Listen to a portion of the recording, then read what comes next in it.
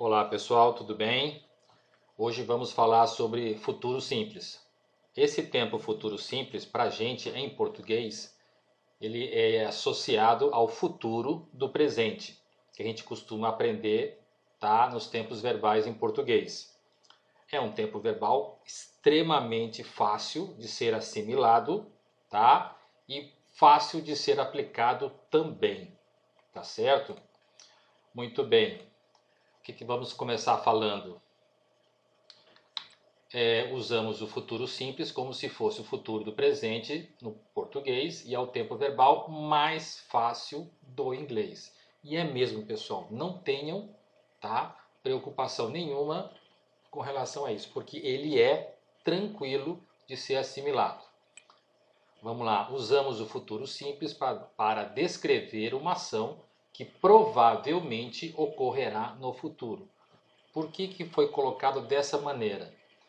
Quando a gente usa o futuro simples, o simple future em inglês, tá? Aqui a gente fala que uma ação provavelmente ocorrerá, isso quer dizer que ela pode vir a ocorrer ou não, tá? Quando a gente usa esse tempo verbal em inglês, isso dá mais ou menos uma ideia de 50% de chance da ação ou fato ocorrer, tá?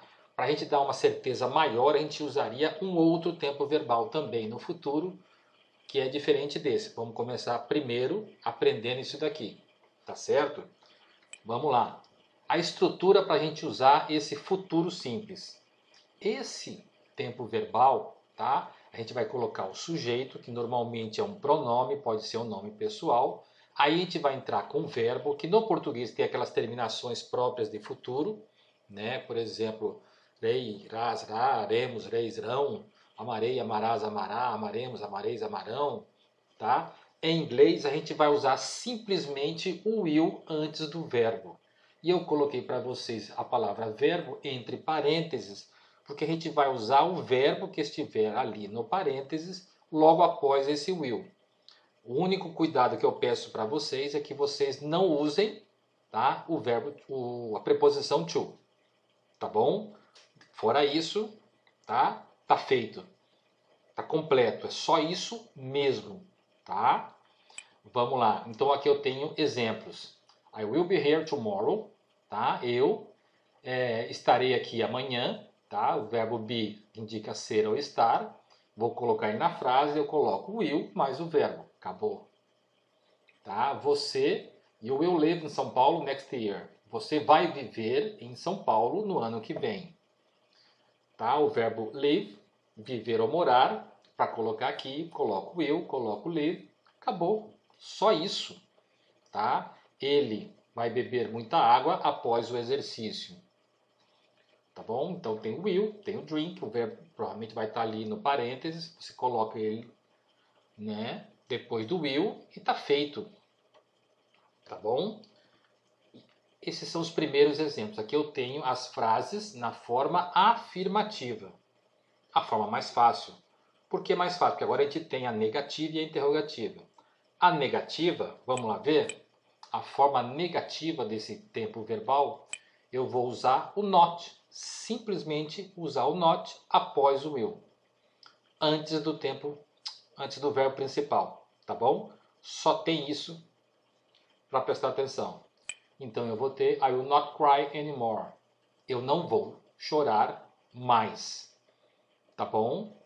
Will, not e o verbo. Acabou. Fácil assim mesmo. A forma interrogativa. Para fazer interrogativa, lembra que na forma afirmativa eu tenho sujeito, will, verbo. Tá? Na forma interrogativa eu vou começar por esse verbo auxiliar will. Então eu vou ter will, sujeito, verbo e depois o complemento. Exatamente o que está aqui. E não pode esquecer o ponto de interrogação para indicar que a forma é interrogativa. E aí eu tenho um exemplo. Will you read this book tomorrow? Tá? Will, o verbo auxiliar que indica futuro. O sujeito, o verbo, tá? O complemento e tá aí. Só isso. Tá bom? Simples assim. Fácil assim. É tranquilo mesmo, pessoal. Vamos lá. Usamos esse futuro simples para indicar Basicamente temos 5 situações. A primeira vai indicar uma expectativa. O concerto vai começar em 5 minutos. Eu estou usando will begin, tá? Para indicar esse começará ou vai começar. Lembra que eu falei? Futuro simples é o tempo verbal que indica que uma ação vai ocorrer no futuro, mas a gente não tem muita certeza.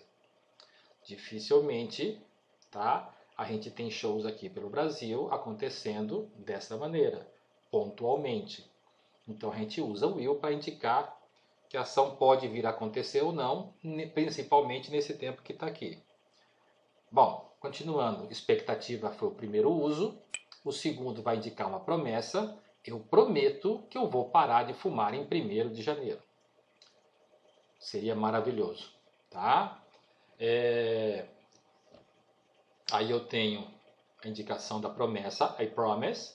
I'll give up smoke on January 1st, tá? Give up seria o desistir, no caso vai dar a mesma ideia de parar. Eu vou usar depois o verbo com ing, tá? Porque eu estou usando um verbo de após uma preposição, mas isso não é matéria de agora. Eu estou aqui mostrando que eu vou desistir ou parar. Eu tenho will, tá? Esse apóstrofo LL vai também indicar que isso é tempo futuro, que isso é o meu verbo auxiliar will. E depois eu tenho o meu verbo. Segundo uso. Terceiro, vai indicar um pedido, tá? E aí normalmente esse pedido se faz através de uma pergunta, tá? E a maneira mais educada, mais polida de se usar seria dessa maneira. Então eu vou ter na forma de interrogativa, onde eu vou ter o will, o sujeito, o verbo, o complemento. E a palavrinha please no final para dar um tom ainda mais educado. Só isso. Tranquilo? 3 usos. O quarto vai indicar um fato futuro. Este trem, tá? Vai te levar para Dallas, tá bom? Indica uma ação que vai ocorrer no futuro, não falou quando, tá? Não falou se é agora, não falou, não expressou, não definiu o tempo, tá? Faltaria fazer, por isso que eu estou usando o will, porque eu não tenho certeza de quando é que essa ação vai ocorrer. Tá? É uma previsão de uma ação que ocorrerá. A certeza a gente usaria um outro tempo verbal. E o quinto uso é na condição. E quando tem a condição, tá? Eu me remeto à minha memória que eu tenho que usar período. Se eu tenho que usar período, eu tenho que usar 2 frases. Uma vai vir no futuro, lembra que eu já falei que esse apóstrofo LL é a mesma coisa que o will, tá? E a ação que vai estar diretamente relacionada, tá, a essa ação no futuro é uma frase no presente. Don't hurry up. Tá? Don't indica frase negativa no tempo presente. E eu tenho o if que vai dar essa ideia de condição. Tá bom, pessoal?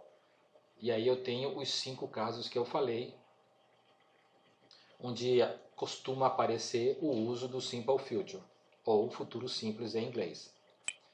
Aí eu tenho observações. Geralmente são algumas coisas que aparecem que ajudam a gente a saber o uso desse simple future.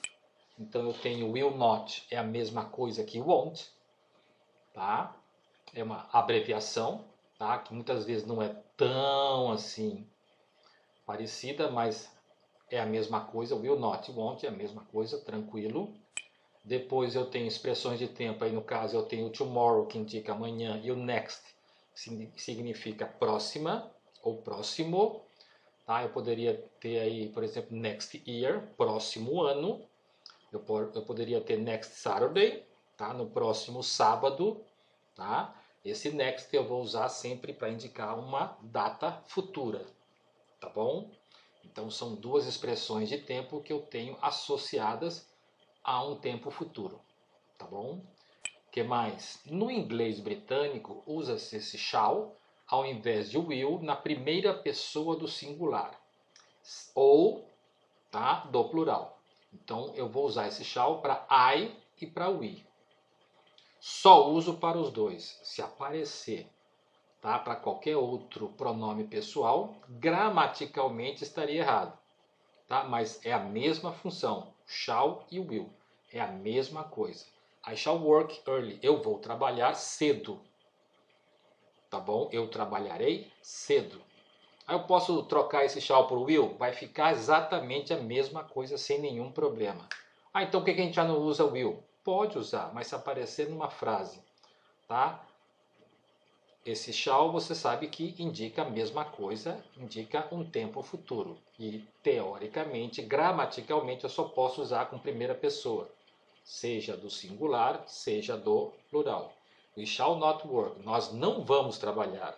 Nós não trabalharemos.